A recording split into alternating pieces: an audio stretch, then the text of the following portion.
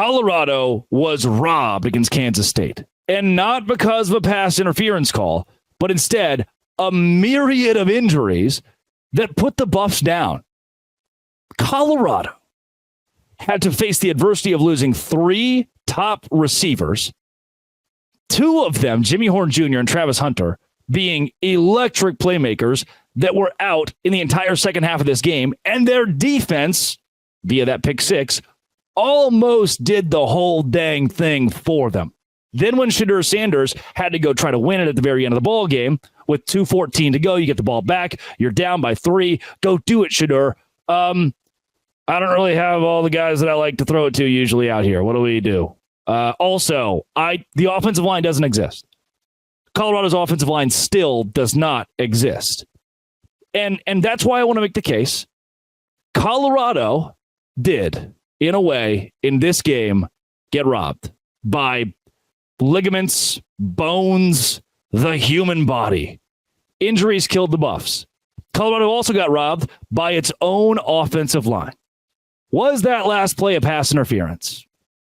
Not egregiously. And, you can freak out, man. Oh, it was. We should have got it called. Oh, I can't believe it. It's a pass interference. Oh, man, I've watched it. I've seen the angles. There's one reporter. He's from the Denver Post. And can I make a small caveat here if you're a Colorado fan? Are there good reporters for Colorado? Are there good dudes that are covering the Buffs? Maybe the answer is yes.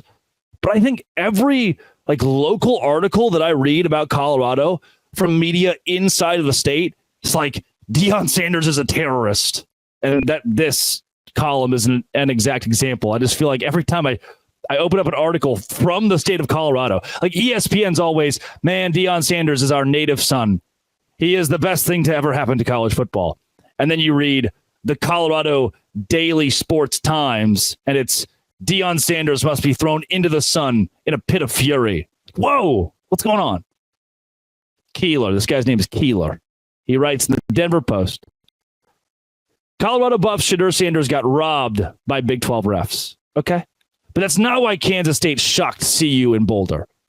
Yeah, I mean, sure, I guess. I don't think it was a pass interference.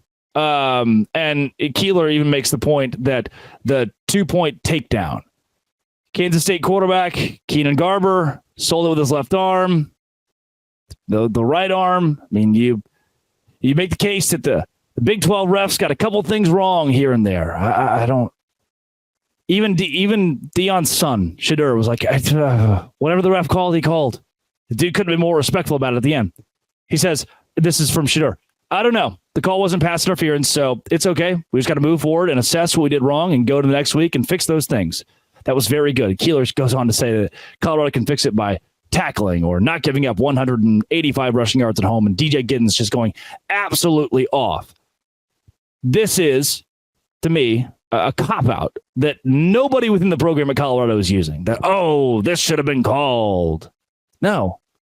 Deion, to Shedeur, everybody has been really, really respectful about this. From USA Today, Travis Hunter leaving the game with a shoulder injury. You lose 3 other wide receivers, 4 in total, including Jimmy Horn Jr. 4-point lead in the final 3 minutes of the game, back-breaking, and then just couldn't get it done. Then Shedeur says this, and I do want to take some time to get into the post-game comments coming out of Colorado after this loss. We made a statement that we lost, Colorado quarterback Shedeur Sanders said afterward. Again, this per USA Today. Which, okay, Shedeur, I'll hear you out. That's the statement, that we lost. A loss is a loss. A loss is a loss. You can't get that back. Yeah, pause, if we can. I wouldn't be, maybe, yeah, he's a competitor. But gosh, dang it, man. I, as an outside observer who just covers the Big 12, was proud of what Colorado did against a top 20 Kansas State team. Proud of what the defense did. Proud of how the crowd showed up. Proud of what Colorado did to represent the Big 12, even in a loss. I don't think that the Colorado statement this week was, we lost. Okay? That's our statement. That's what we stated to the country, is that we lost. No, I thought Colorado put on a spectacular display for everyone. And USA Today goes on to say, it was too much to ask of them, apparently, and now the big question is what the fallout will be for the Buffaloes, including just how seriously Hunter was injured after being a top candidate for the Heisman Trophy. That, fallout. I was just bragging about how the national media does a pretty good job with Colorado. Will there be a fallout? Is that your takeaway from this?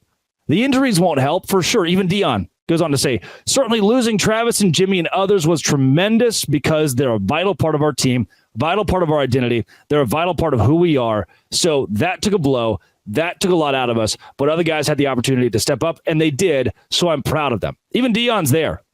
I don't think he would agree that the loss is the statement here. I don't think that would be the case.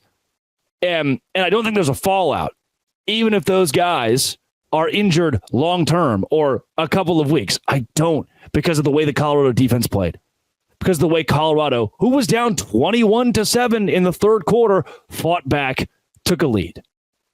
And credit to Deion for saying how proud he was of his team. Didn't throw any players under the bus, except for really one. And it was a very violent, pick you up, put you under the bus tire and say, there you go.